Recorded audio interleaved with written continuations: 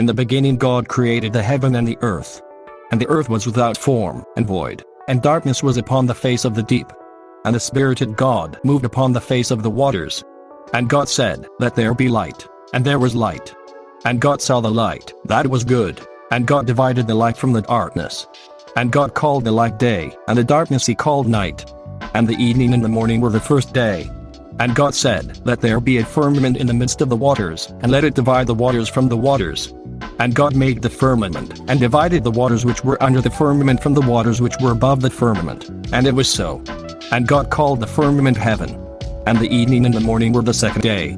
And God said, "Let the waters under the heaven be gathered together unto one place, and let the dry land appear." And it was so.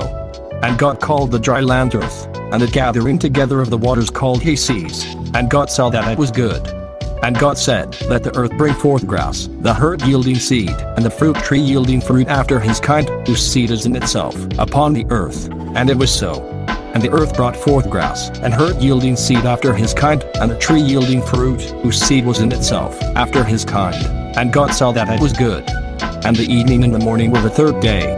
And God said, "Let there be lights in the firmament of the heaven to divide the day from the night, and let them be for signs, and for seasons, and for days, and years, and let them be for lights in the firmament of the heaven to give light upon the earth." And it was so. And God made two great lights, the greater light to rule the day, and the lesser light to rule the night. He made the stars also. And God set them in the firmament of the heaven to give light upon the earth, and to rule over the day and over the night, and to divide the light from the darkness. And God saw that it was good. And the evening and the morning were the fourth day.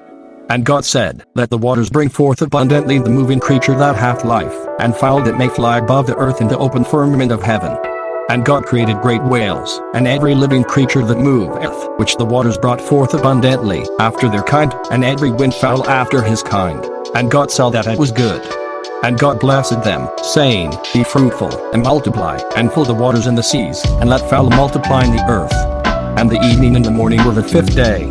And God said, "Let the earth bring forth a living creature after his kind, cattle, and creeping thing, and beast of the earth after his kind." And it was so. And God made the beast of the earth after his kind, and cattle after their kind, and everything that creepeth upon the earth after his kind. And God saw that it was good.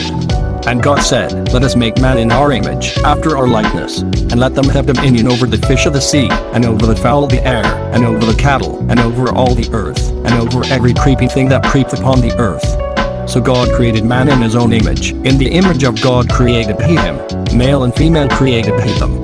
And God blessed them, and God said unto them, "Be fruitful, and multiply, and replenish the earth, and subdue it, and have dominion over the fish of the sea, and over the fowl of the air, and over every living thing that moveth upon the earth."